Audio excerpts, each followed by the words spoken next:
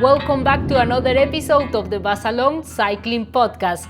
I'm your host Sherry. Before we jump into the episode, make sure to subscribe to the channel so we reach the 50,000 subscribers and you have the chance to win one of these Basalong I Ride for Candies t-shirts. Joining me today is Alee Denham. He is a cyclist who has spent 12 years cycling around the world and with over 100 countries that he has visited. I'm really curious to hear all the stories. He's currently in Kenya exploring by bike. Welcome to the show, Alee. Thank you so much. Looking forward to chatting. Thank you. I'm so excited to meet you. You are one of the first people I watch on YouTube. I remember I was looking for bikepacking inspiration, and there was not much information about a lot of the routes in South America, for example. And I remember seeing some of your videos and the adventurous routes you took. I mean, sometimes going over mountain passes where it didn't seem that there was a path there. And you tell me now you are currently exploring in Kenya. So, what drives you to decide to spend your time do exploring the world by bike? So it's kind of an accident that I ended up doing this. I originally wanted to do just a 1 year trip from Europe to Australia, all overland, because I'd read stories, I'd seen videos, I saw how amazing it was to explore the world on a bike. So I started that trip, and 1 year turned to 2 years, 2 years turned to 3 years. And then after that trip, I actually had companies reaching out to me and saying, hey, we really want to support you with these adventures. We want to see more pictures and stories and videos. And so that's kind of where it really started. And for a few years there, I explored Asia. And then it was in 2017 that I put a little bit more effort into making YouTube videos, so the ones you would have seen. And I basically cycled through South America all the way up to Mexico. And at that point, COVID hit in 2020. So I was about 2.5 years in. And I actually got stuck in Mexico for 2 years because the Australian government closed the borders. I couldn't go home. And so I kind of made the most of my time in Mexico and just went around to most of the different states there riding a bike. And then it's been almost 4 years since then. I don't know how. But I met my partner Laura in Mexico. She was living and working there. And since then, we've cycled up into North America. We've crossed Australia. We've cycled throughout the Middle East for a year. And we've been in Africa for 2.5 years now. So we've just been cycling around. The way we do it is we find the smallest possible roads in every country we go to, because that takes us to the really small villages. It's normally more picturesque. It's much easier to camp. And we just have a great time wherever we go. Oh wow, that sounds amazing. Yes, I wonder how you always come up with these routes that I never seen before, especially in places like South America and I guess in Africa where there's not many like routes or information about it. How you manage to plan these trips, or do you end up sometimes in like kind of crazy situations because of that? Absolutely. Yeah, most of the time, the places we go, there's almost no information about anything along the way. So we kind of have to guess where we can get water, where we can get food, where we might be able to camp, whether there's hotels along the way. And there's a good percentage where we think we're on a good road and then it just ends and we have to backtrack or find a different route. So I'd say the way we approach new countries is we'll look at guides like the Lonely Planet guidebook, and we'll kind of see, like, from a top level what the culture's like and what the history's like and the different regions of the country. And then we'll start looking at how we can connect up the places we're interested in within that country. And then we start looking down to what the most adventurous route is going to be through that country. And so normally it's as simple as looking for the faintest line on the map. That's kind of the one we go for. And then sometimes it's just not that practical to go on the faintest lines. And so we'll do short sections along highways if we need to, just to get around like geographical barriers. But Mm-hmm. yeah, that's kind of how it all comes together. Oh wow.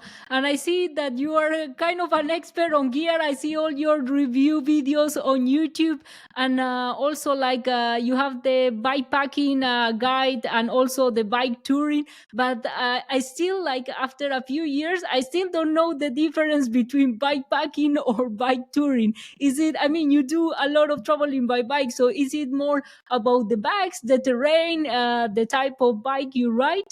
Can you tell us a bit more about that? I feel like you are much more of an expert in this topic.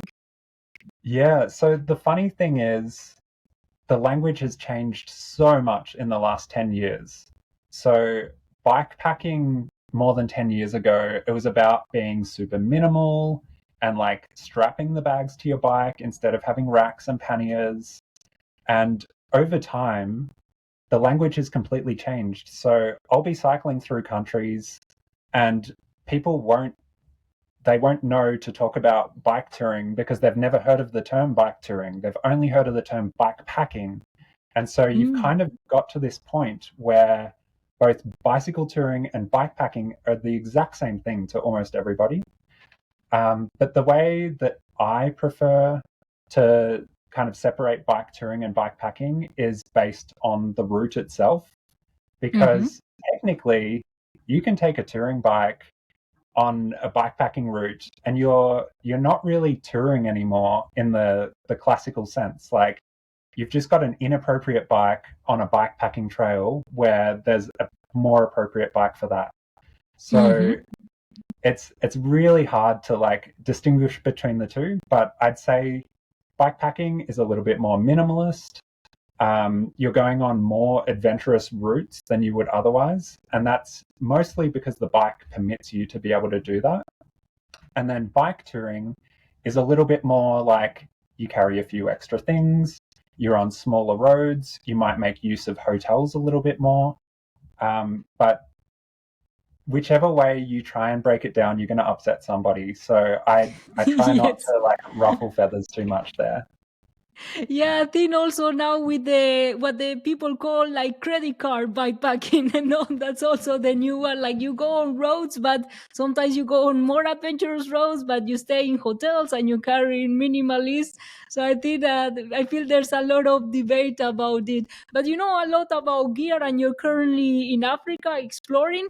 So what are your choices for gear? What bike do you take? Especially, I guess you need something that is quite sturdy, or because you don't find a bike shop in every city there. That's right. Yeah. So basically, I've been traveling for it's now over 13 years. Um, and along the way, I've broken everything you can possibly imagine. So all the lightweight stoves, I've destroyed them. All of the lightweight clothes, like everything lightweight that doesn't last a long time is completely useless to me because my time scale is in the years. It's not in like the weeks or months. So Mm-hmm. the type of gear that I choose is basically designed to last the distance. So my bike, for example, it weighs about twice as much as a bikepacking bike, and Mm-hmm. that's just purely because it can support so much more luggage weight. So Mm. there's been times like in Namibia, for example, where I was carrying 20 liters of water. And if you were to put that on a 10-kilo carbon bike, it's not a good thing. Yes. When you combine that with like road corrugations and all of your luggage weight and maybe a week's worth of food, um, Mm-hmm. yeah, you're just asking for trouble if you go too lightweight there. So I've basically got my bike to the point where my equipment's as light as practical. It lasts a really long time, and it's basically just completely bomb proof. So I really don't break anything anymore. I used to break so much stuff, like 10 or 20 different items per year, and now it's down to like maybe one or two. Oh wow! And what's the biggest upgrade you done? Let's say in like bomb-proof gear besides the bike. I see you do a lot of the gearbox versus like chainless bike or the drive belt. I don't have much experience myself with it, but I see like, yeah, people who want to, let's say, cycle around the world, they go for like yeah, belts, drivetrain, instead of like us roadies, the typical, like chain, wireless group set, etc. So can you tell us like what's the biggest upgrades for bomb-proof equipment you've done over the years?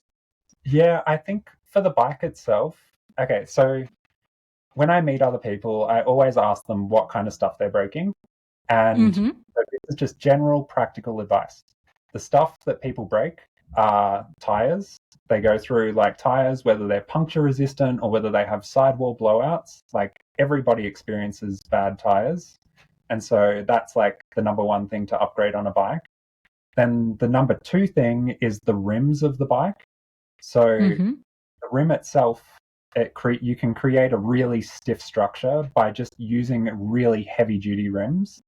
And so you're less likely to develop cracks, and the wheel is going to stay dead straight for much longer when the rim is stiffer. So that's the Mm-hmm. number two thing that you really need to look out for on a bomb-proof bike. And then the number third is the racks. So Mm-hmm. just having really heavy weight on a rack and then going down a really rough road puts a lot of stress on the rack. So you basically just want to go for the most heavy duty rack, tires, and rims. And they're like the lowest. Once you've done that, your bike is going to be so much stronger and more capable for a continent like Africa. Yeah. But in terms of drivetrain, I love having internal gear hubs and I love belt Mm-hmm. drive. So the belt drivetrains, they last me about 20 years, 20 years, 2 years of cycling, which is Yeah. between 20 and 30,000 kilometers. And you don't have to do anything. All you do is, I got a little water bottle here. I basically just wash it down with a bit of water and a toothbrush every now and then. And that's more than enough maintenance that you need to do Oh in wow. any riding condition. Because the belt itself, it actually sheds the mud and grit out the sides just by itself. So it stays super, super clean. And then the internal gear hub, the one I have is called a roll off. And Mm-hmm. it has the same gear range as like a 1 by drivetrain or a 2 by drivetrain. But it's all sealed within an oil bath. And so all you have to do is drain the oil every 6 to 12 months and then refill it. And then that's it. Oh wow. That So, sounds much better than yeah, so the your stuff I wear out, conventional. I basically just wear out brake pads and tires. And then every 2 years, I change the belt drivetrain. And then that's almost the entirety of my maintenance on my bike.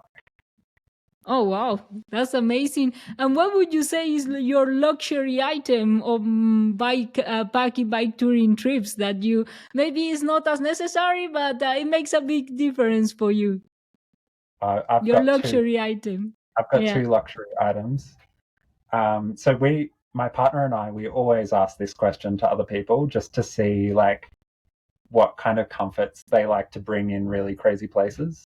So the thing that we got recently are chairs, and chairs have been such a game changer. They're like super comfortable to sit in during the day and super comfortable to hang out in at the night as well. But it's mostly during the day. So like every time we have a snack or we stop for lunch or we're just sitting on the side of the road, we pull out our chairs. It takes like 10 seconds to unfold our chairs. And we're so comfortable that we've worked out that we take like way longer breaks than we normally would. So our distance per day has actually shrunk.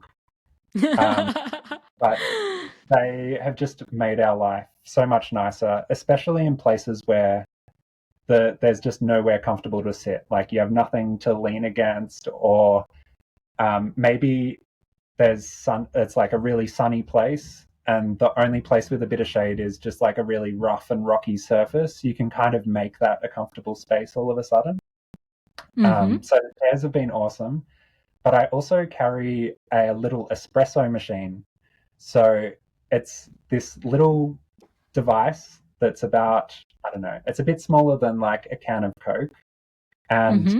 you basically put the coffee in the bottom, the hot water in the middle, and then there's a little Presta valve that goes on the top. and you use your bike pump to force the hot water through the espresso machine, and you can make a shot of coffee. And Oh, so I've been carrying this thing for like 13 years now. And it means that even in like the most backcountry of Namibia, I can have an espresso shot in the morning, and it's just a great way to start the day. it's like the Aeropress, would you say? It's a Like bit similar? different. It's a bit different to the Aeropress, but it kind of works on the same principle. Um, Ah, there's actually there's a couple of different products that are really similar, but they integrate the bike pump into the espresso machine. So hmm. one of them, if people are listening and they want to look it up, it's called Mini Presso, Mm-hmm. and that one has like it's like a little thumb pump that's like built into the side of the machine. And then Mm-hmm. there's another one called the Hand Presso, and it's like a little mini pump built into the coffee machine as well. But Oh, they're a thing. Like you can make really good coffee wherever you are. oh, that's a good tip. Actually, I love coffee. I think most cyclists need a good coffee in the morning. So that's some good tips, I will say. And from the all the places you visit, is there any like hidden gems that you say, oh, I feel like people don't know much about these places, or it's not your typical cycling destination, and you travel to and were amazing. I mean, I saw your recent video about cycling in Saudi Arabia. That's not a place I will think of as a cycling destination. Do you have any like hidden gems that you've been to? There are so many. Like I think the whole continent of Africa is very underrated. A lot of people are scared about safety, and like they have concerns about whether you can find hotels or whether the food's clean and all of that sort of stuff. But when you come here, it's not really different to any other country. Um, there's differences in terms of culture, but in terms of the types of services that you can find, they're exactly the same here as they are in Europe. Mm-hmm. Um, so there are definitely places in Africa that are super underrated. Um, I would say that Lesotho, which is the Mm-hmm. tiny little country within South Africa, that is a highly underrated place. It's got the most incredible landscapes. The people that live there, they all ride around on horseback. So like everybody owns a horse. They have Yeah. these blankets that they wear because it's quite cold up in the mountains. But yeah, it's got amazing landscapes, a really different culture to the surrounding areas, and these tiny little, they call them rondavels. It's like a little round structure that they live in with like straw on the roof. So that was a really cool place that I don't think many people know about. And it's like a little kingdom. They call it the kingdom up in the sky because it's all above 2,000 meters elevation, and Hmm. it just has a really different culture to everywhere else.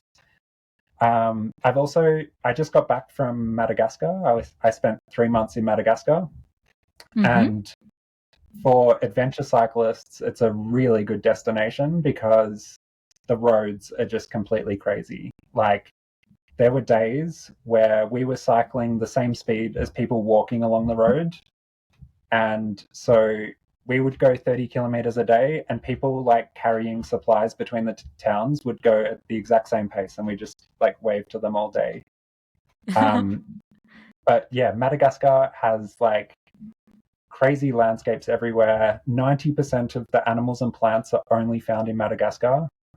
And culturally, it's about 50% genetics from Asia and 50% from Africa. So you kind of get this real mix of Asian and African culture as well as DNA.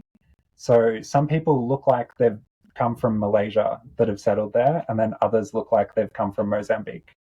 So it's Oh, like wow. fascinating that way too. Mm-hmm. And what's the biggest misconception you think about cycling in Africa now that you spend a while there? I feel, yeah, what you say, a lot of people think it might not be safe, or you might not find hotels, etc. So, what's the biggest misconception, perhaps maybe that you had before going there that completely changed since you've been exploring? Yeah, I think danger is probably the biggest one. So this is a this is something that exists all over the world. Um, it's like a phenomenon where people who haven't seen or experienced something, they just assume it's more dangerous than it is. And it's easy to see why, because like if you open up the newspaper and you read something about Kenya or DRC or wherever it is, it's going to be bad news. They don't report all the good news that happens in this world. And so people have this skewed perception about the dangers of different places. And I don't want to downplay it completely, because there are definitely areas in Africa that you should not go. There's probably 5 or maybe even 10 different countries that are just not worth going to at the moment because they are genuinely dangerous. But for everything else here, there's so many safe places to go and travel, and you just need to read about it. So the best people for advice are people who live in the country. So whenever we cross borders, we ask the local people, like, which regions should we avoid? Which ones should we go to? What is like a typical form of crime here? So in Nairobi, for example, where we are now, you can get your phone stolen in 1 second if you're not careful. Like if you're walking on the street with your phone out and somebody rides past on a motorbike, they're going to grab it. So you just need to ask the local people what types of crime are common, and you can basically take preventative measures the whole way along that allow you to travel really safely wherever you are. Yeah, I feel I had the same experience when people talk about traveling in Colombia, and then we are there, and especially on a bike, people seem to be more caring even about you. Like nobody will think about stealing something from us because we were covering in mud with our aluminium bikes, etc. So actually, the locals were really friendly, and they asked us if we.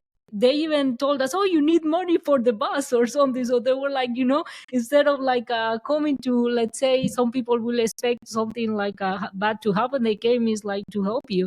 And I think that, yeah, sometimes because of the media you have these misconceptions at some times. But you mentioned that now you're traveling with your partner, so I saw a lot of your videos. You used to travel a lot by yourself.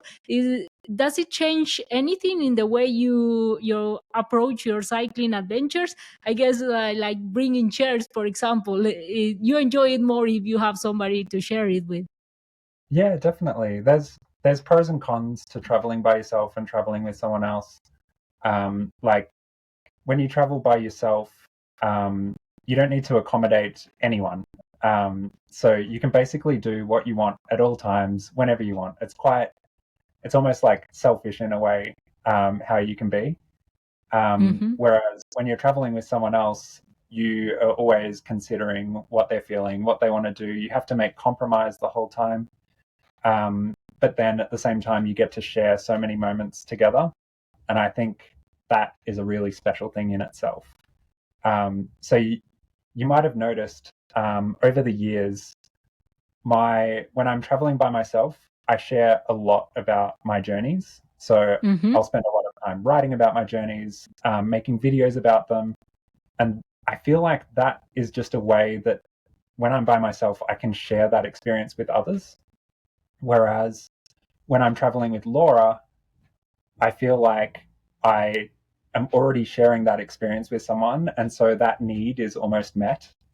So yeah, there's just so many different pros and cons to both. I love doing both. I think there will probably be a point where Laura wants to live a more normal life, and so we'll be living together somewhere, but I'll be going off and doing my journeys because that's such a big part of my life. So yeah, I think there'll be times where I'm back solo touring again. Yeah, I think what you say is very different, but yeah, it's worth it. I think to share the experience adds up. There's so many things I forget from my solo. For example, I do ultra races. From my solo races, I don't remember anything, but the ones I did as a pair, I remember it because I kind of treasured these moments together. and you Yeah. have somebody to share it and to laugh about the crazy experience. I think it's more fun if you can share. It's like, hey, you remember when we got lost in the top of this mountain?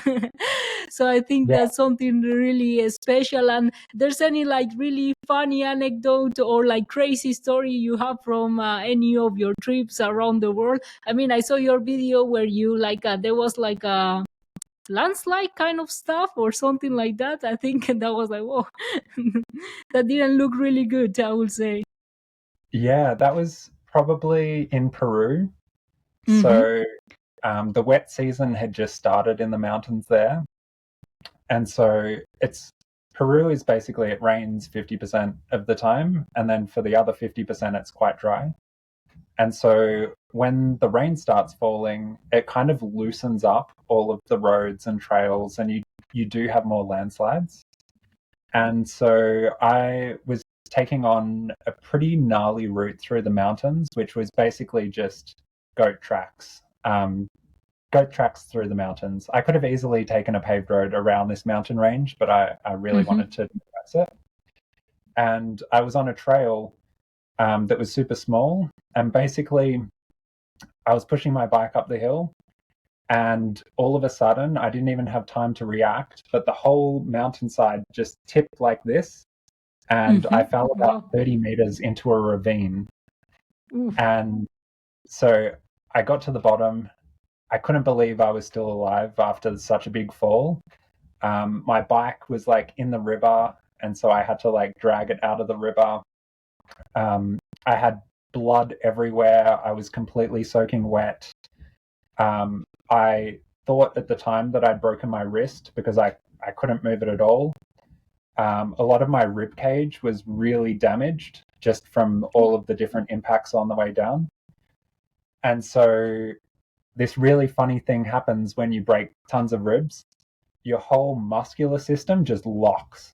And so Ooh. I basically just like stood up and I couldn't move. My muscles were just completely tense, holding me in place. And I had to walk about 5 kilometers to the nearest village. Mm-hmm. Um, I had to explain what happened because, I rocked up completely soaked, mud everywhere, blood everywhere. And the villagers basically they sent a whole bunch of children with me to go and get my bike and all of my bags out of the river in the ravine. Mm-hmm. And after doing that, I don't know how I was still functioning because like my body was just so stiff and rigid. But they looked after me for a few days until I was strong enough to get on the back of a motorbike. So imagine Yeah. having like 10 broken ribs and a broken wrist and sitting on the back of a motorbike and going down single track trails to get to the nearest hospital.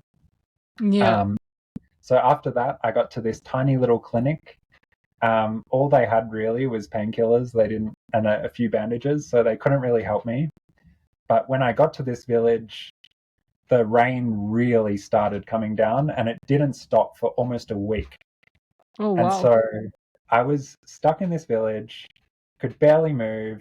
I thought I had a broken wrist, and I had to wait until the rain stopped so that I could go to a big hospital because the only way out was on the back of a motorbike, and it would have been at least 50 kilometers to get to the nearest paved road. Mm-hmm. And so after a week in this village, I went on a 6 hour motorbike ride down the mountain. Um, it was the most painful thing I've ever done. I got to a road at the very bottom, and a like pickup truck picked me up. But it Mm-hmm. wasn't just for me. There were a lot of villagers that wanted to get in the pickup truck. So about 20 people got in this car, going through the winding roads in the mountains. Whenever we turned, like people on both sides of me would like crush my rib cage. I think it was about 18 hours of driving until I got to a hospital. So it was just a completely crazy experience that, yeah, there was nothing I could really do about it. It wasn't severe enough to like use a Garmin InReach and get the helicopter to come out because I was fine ultimately. Mm-hmm. Um, but yeah, it was just a complete mission getting out of that situation.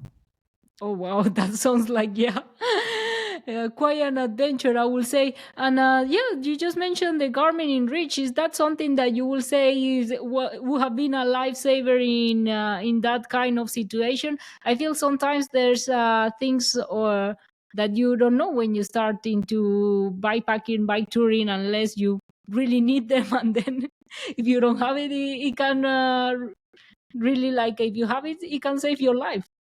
Yeah, definitely. Like if I had a head trauma or if I broke both my legs or something and I couldn't get out of there, then it would have literally saved my life. Mm-hmm. Um, we still carry an InReach. We normally only, so we basically just subscribe for a month at a time here and there.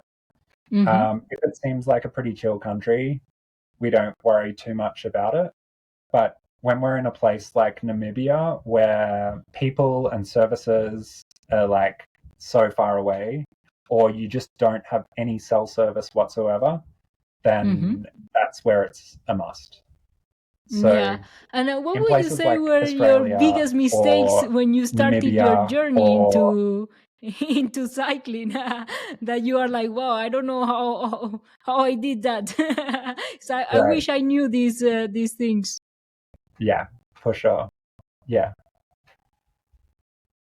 So, what are would you say your biggest mistakes that you've done? Like, let's say, oh, I forgot. For example, I decided sometimes in races not to take my rain jacket, and then I freeze. It weighs like 100 grams, but I was, I can save 100 grams. Let's go lightweight, and then every time I didn't bring it, I regretted it a lot. So I was like, okay, that's something definitely a mistake I did. Yeah, I'm not sure if I've made any really big mistakes because I like bike touring and bike travel for me has been such a slow, long, evolving thing. And Mm-hmm. so I've kind of tested the limits of gear and how much I can take and how much I can't take in like a really small way for such a long time. And so there Mm-hmm. haven't been like these really big moments where I've like seriously learnt my lesson. Yeah. If anything, it's probably like um, when I was 18 and I was traveling, I thought I was invincible. Like, I'm going to go into this war torn country and I'm going to cycle across it and nobody can stop me. And it's pretty quickly you realize how serious like security forces and like road blockades and all of that sort of stuff are when you kind of try and push the limits of that.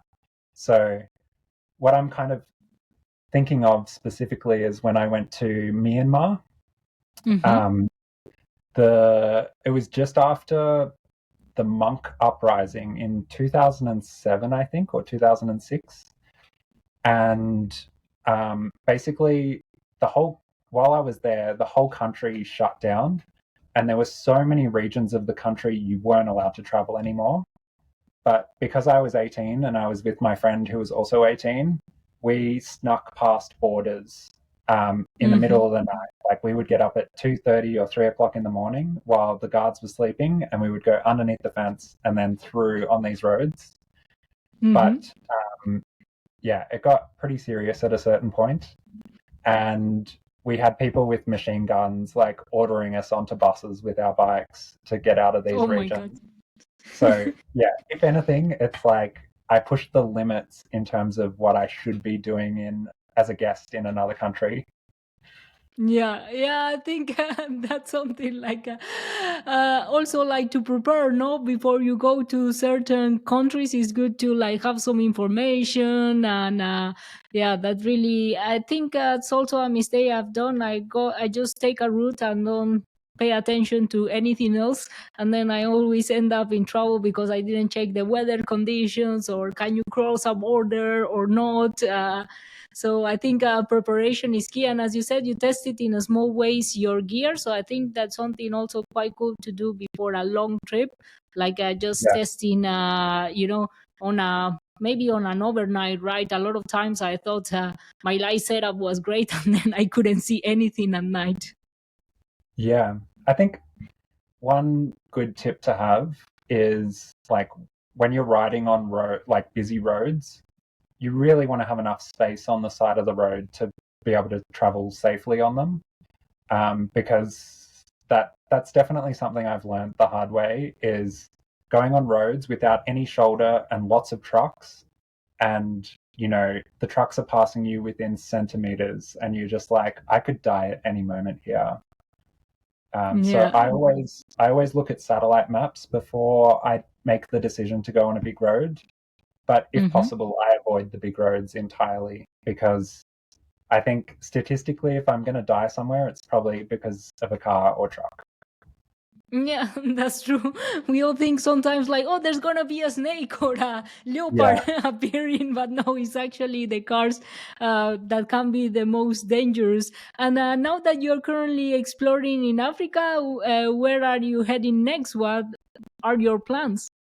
yeah. So basically, I've almost finished all of Southern Africa and all of Eastern Africa. So Mm-hmm. it's kind of everything from Egypt all the way down the East Coast, and then up the West Coast to Namibia, and then like the Mm-hmm. stuff in the middle. There's only a few countries I'm missing so far. So next, I'm cycling in Uganda, Rwanda, Burundi, and Mm-hmm. then after that, um, I'm making my way down to Malawi. So Malawi's kind of like I've seen everything I possibly can in Southern and Eastern Africa at that point.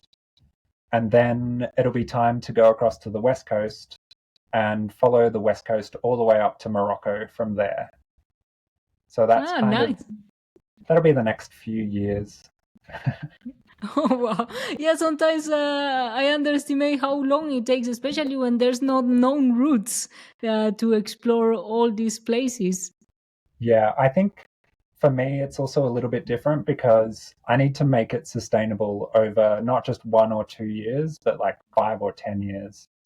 And Mm-hmm. so you need to rest a little bit more. I need to think about making content and like updating my books and like writing stuff on my website so that I can continue living this dream as long as possible. Yeah. But yeah, it's basically like a little bit slower for me than the typical person who would Yeah. potentially do the same route. And how do you find inspiration? Sometimes I think you can get a bit burned out to be all the time like cycling or creating content.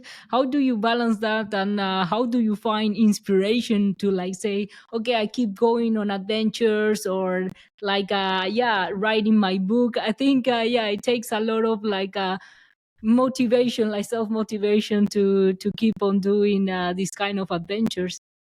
Yeah, so one of the big rules that I have for myself is that I only do what I want to be doing. So Mm-hmm. if I find myself in a situation where I'm like, I don't want to write an Instagram post today, or I don't want to make a YouTube video about this, I won't force myself to do it. I'll Mm-hmm. do what I want to do. And usually it works out. Um, so basically, there's not too many things that I do right now that I wish I didn't do. It's kind of Mm-hmm. like I'm excited by all the different projects I'm working on at any given time. Oh, that's nice. So you are planning any like to do a full series of your travels in Africa? Yeah, so the problem is I've got so much content at the moment, and it's like Mm-hmm. overwhelming thinking about how I'm going to tell the story of Africa.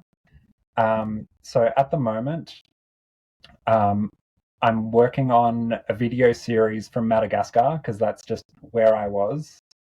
And so it's all Mm-hmm. fresh in my brain. But I'd also love to do a video that kind of describes my entire journey in Africa over the last 2 years.